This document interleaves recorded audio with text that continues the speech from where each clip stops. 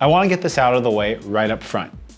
If you're buying a Google Pixel phone, specifically for the camera, the Google Pixel 6 and the Pixel 6 Pro have a better camera than the Google Pixel 6a.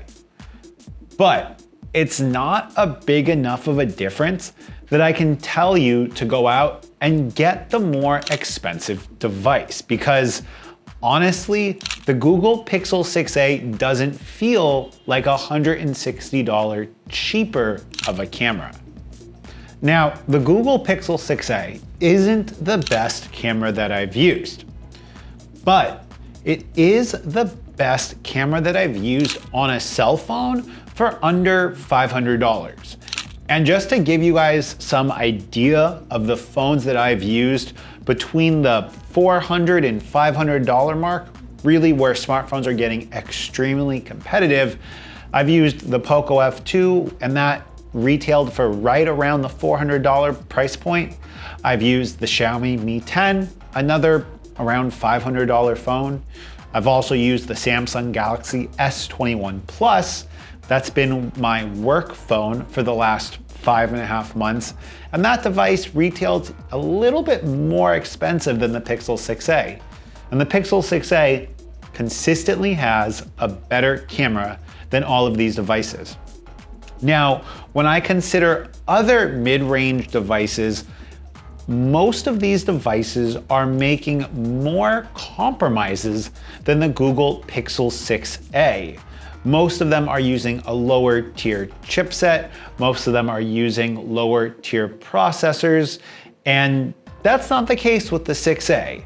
The 6a gives you the same ISP, the same ultra-wide camera, and the main camera of the Pixel 6a is the main camera from last year's Google Pixel 5, the IMX363. Now, today's video is going to be more of a tech enthusiast perspective review of the Pixel 6a camera. If you're a photography nerd and you want something more technical, you can go ahead and check out my other channel where I'm going to be doing an in-depth technical analysis of my time with the Google Pixel 6a, but this video is going to be more about what the experience for me has been like with the Pixel 6a and really how many compromises the 6a makes with the Google Pixel 6. Now to talk about the performance of the Pixel 6a in just kind of normal daylight conditions.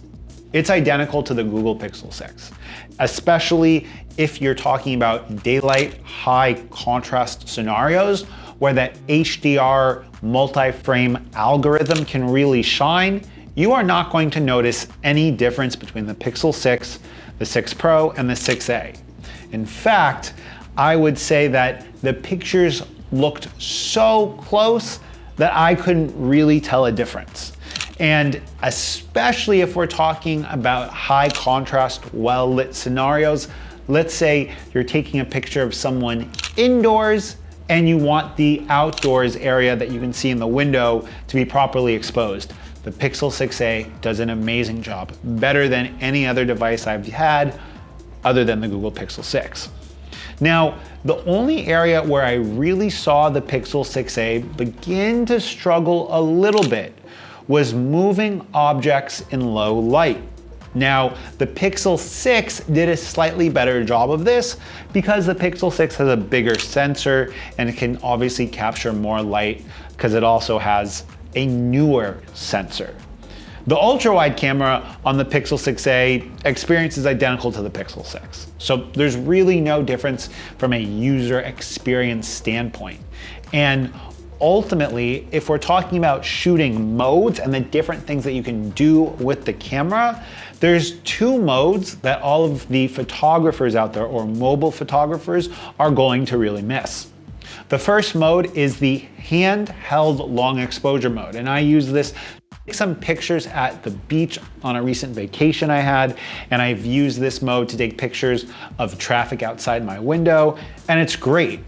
Google uses their multi-frame HDR algorithms to then blend frames and artificially give users a long exposure-like image without a tripod. It is so good that now if I am traveling, unless I'm traveling specifically for photography, my Pixel 6 can get all of the long exposure shots that I want, usually without my camera and usually without a tripod. The second use case for photography that the Pixel 6a doesn't have, that the Google Pixel 6 does have, is their motion pan, or their motion panning blur shot mode, I guess you would call it. And this is allow you to go ahead and capture panning shots, either real panning shots where you're actually panning and moving with the camera, or handheld pan shots where you're just kind of snapping a picture and then Google artificially blurs everything else out around the subject. This is really cool. And if you're a photographer, this is a mode that you would probably want. And unfortunately, the Pixel 6a doesn't have this mode. Now, in regards to video, low light video on the Pixel 6a obviously does suffer a little bit because it's got an older, smaller sensor and it's just older tech. But if we're talking about the quality of the video, when you have a decent amount of light, it is fantastic. 4K 60 looks amazing. 4K 30 with HDR, which really allows the Pixel to go ahead and get that faster shutter speed and layer more HDR images on top of each image when shooting video, is beautiful. Getting absolutely stunning sunset video with the Pixel 6a is easy to do, and it looks identical to that of the Pixel 6. Now, should you buy the Pixel 6 only for the camera when you have the Pixel 6a for cheaper? No. I would say that especially with deals and sales that we're having on the Pixel 6a, if you can get this device for under $400, like with carrier subsidies, it is an absolute steal. But wait, hold on. If you are willing to get a lightly used or refurbished phone, there are sales of the Google Pixel 6 everywhere. And you can get a refurbished Pixel 6 for close to the same price as a brand new Pixel 6a. Now, you might be saying, well, Mitchell, you just said that you shouldn't buy the Pixel 6 for just the better camera alone. I agree. But the Pixel 6 does utilize faster power delivery charging. It also utilizes wireless charging, and it has a 90 Hertz refresh rate display, which doesn't really make that much of a difference for me. I usually have it running at 60 Hertz. But if you want all of those other things and want a slightly more premium experience, a used or refurbished Pixel 6 is definitely the way to go. That said, if we start to see refurbished Pixel 6a's coming onto the market for sub $350, I would say that it's the deal of the century, because the reality is that you are getting 90% of the user experience of the Pixel 6 for a bargain. And I think that for any of the non-content creator people out there, people that don't use their phones to shoot videos that they then edit and put on YouTube and earn small amounts of ad revenue from, hint, hint, myself, then the Pixel 6a is going to serve them completely fine. Okay, I hope you guys have enjoyed my tech enthusiast perspective review on the Pixel 6a.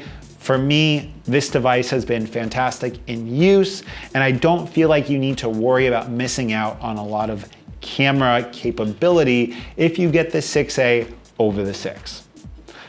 I also wanted to go ahead and thank TechFluent for sponsoring today's video. It's my company, and we make a really cool laptop pouch that if you're a content creator that uses a laptop, you might want to pick up, because it's a great way to store your external hard drives and prevent them from getting damaged. Until next time, it's been Mitchell. Peace.